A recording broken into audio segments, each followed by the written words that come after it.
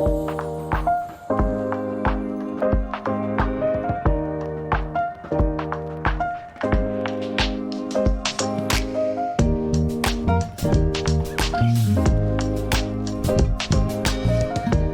there, you wanted to dive into global mental well-being, huh? Well, get ready to go deep, because we've been digging through Sapien Labs reports. They've been tracking the whole mental state of the world thing since 2019. Oh, yeah, they've got some serious data. Serious data. Plus, we've got insights from the World Health Organization, even a YouTube video about how this is all playing out in India. It's a big topic. To say the least. So, if you're ready for some aha moments, buckle up. I think buckle up might be the best way to put it, because one of the most striking things right off the bat is from Sapien Labs' 2023 report. Global mental well-being is still lagging. It's like we're stuck at a post-pandemic low. Yeah, when I first saw that, honestly, it was a bit of a punch in the gut. We were all kind of hoping for that bounce back by now, right? Like, okay, pandemic's over, we're good. But Not so fast. not so fast. Yeah. It seems like we're not in the clear yet. And the thing is, this isn't just a small dip. We're not talking about a couple of percentage points here. Their data, and this is from hundreds of thousands of people in over 70 countries, shows this downward trend consistently since 2020. And it's statistically significant, too. We're not talking about random chance here. So this is legit, not just like some statistical error or something. Exactly. And here's the real kicker. The report actually asks, is this permanent? Like, are we looking at long-haul effects from the pandemic itself, or is it just how we live now? The remote work, always online, is that keeping us down? See, those are the questions that keep ME up at night. Because if it's how we live NOW, how do you change that? We can't hit a reset button on society. Right, exactly. And the thing is, it's not just about feeling down, which, let's be honest, can mean so many things. It's the impact. This decline affects everything. Productivity, our relationships, our ability to just thrive. It's like this undercurrent that's pulling everything down. And I think one of the things that I found really helpful in all this, because feeling down is so broad, is how they're actually measuring this whole MHQ thing they talk about. The mental health quotient. It's really interesting because it's designed to be more objective. It's like an IQ test, but for your mental well-being. Yeah. So it goes beyond how you feel on any given day, right? It's more about, can you regulate your emotions? Can you build healthy relationships? Can you stay motivated? Those core skills that we need for life. It's less about, are you happy today? And more about, like, can you bounce back from a setback? Or like you said, can you build those strong relationships? Which, let's be real, is probably a better indicator of how we're actually doing long term, not just those fleeting emotions. Exactly. And one of the things I find really fascinating, they've actually connected MHQ to real world stuff. They found a link between lower MHQ scores and how many days per month people say they feel unproductive. Oh, wow. It's not just this abstract idea, it affects how we function day to day. Which makes sense. If you're, trying to manage your emotions constantly, or if you're feeling disconnected from people, that's going to bleed into everything. Yeah. Work, your personal life, it's all connected. And what's interesting is, even back in their 2020 report, this was still relatively early in the pandemic, right? We were already seeing these global trends. Like, the UK had the lowest well-being scores globally. Yeah. While Singapore was at the top. I remember that. And it really highlights how different this whole thing has been experienced around the world. Although there were some interesting findings within countries, too. Didn't they find that people in big cities were sometimes doing better than the national average? They did, and it makes you think, right? Like, it's not as simple as pandemic equals bad mental health. There's so much more to it. Right. Social connections, access to support, even just cultural factors. Exactly. All these things play a part. So it's complex. And speaking of complex, this is where we get into something really interesting, the whole generational divide. Yeah. The findings here, even for me, someone who follows this stuff, were pretty shocking. Shocking is a good word for it. It really makes you rethink everything we thought we knew. Right. Because it used to be, older generations, they've got it tougher mentally, more loss as they age, maybe less connection. But these reports are like... Yeah, hold on, because the script has been flipped. Flipped. It's younger people struggling more. And it's like not even close. And get this, it was already happening before the pandemic. The reports are very clear about that. It's like this underlying wave that no one was really seeing, and then the pandemic hit and just amplified everything.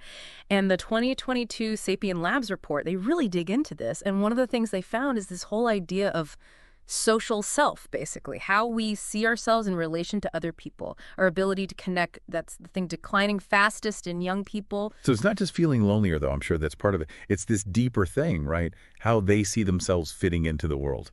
Building those strong relationships that we know are crucial for mental well-being. That's like the foundation of their support system is, well, it's shaky. And then you layer on top of that the whole social media thing, the pressure to present a perfect life, Wow. the constant comparisons. And you can see how it's a recipe for, well, not feeling great.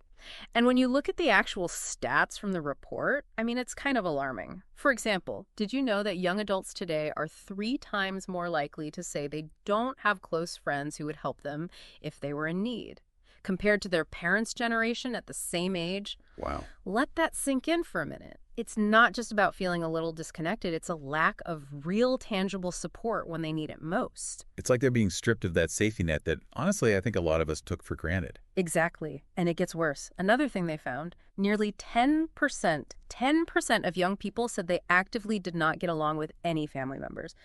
Compare that to just 3% of the oldest generation. And it makes you think, what's going on with their families?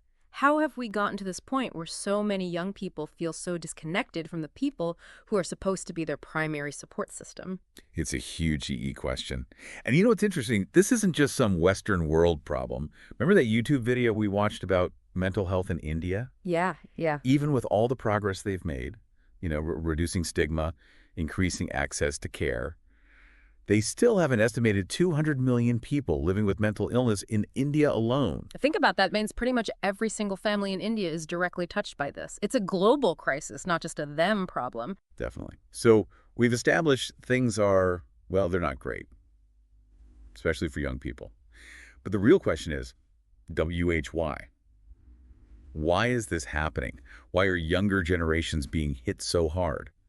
Thankfully, the report's DO give us some clues, some possible explanations that we can kind of unpack. And it's not just one thing, right? It's this whole web of interconnected factors. But one that comes up again and again, especially when you're talking about young people, is social media. Well, yeah. I mean, talk about the elephant in the room, or should we say the smartphone in our pocket. But it's like every single report about mental well-being these days mentions it. Yeah. And for good reason. Right. And what I find really interesting is even back in the 2020 report, they acknowledged that social media was a potential concern, but there wasn't enough research yet to really understand the long-term impacts. So they were already kind of waving a red flag. Yeah, like, hey, somebody should probably look into this.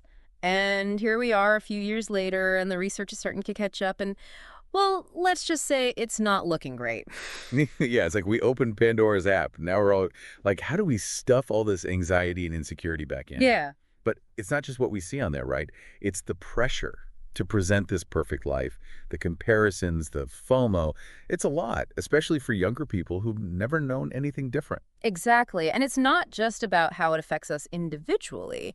It's changing how we relate to each other, our expectations, even how we define community. It's like we're all playing this new game, but no one got the rule book.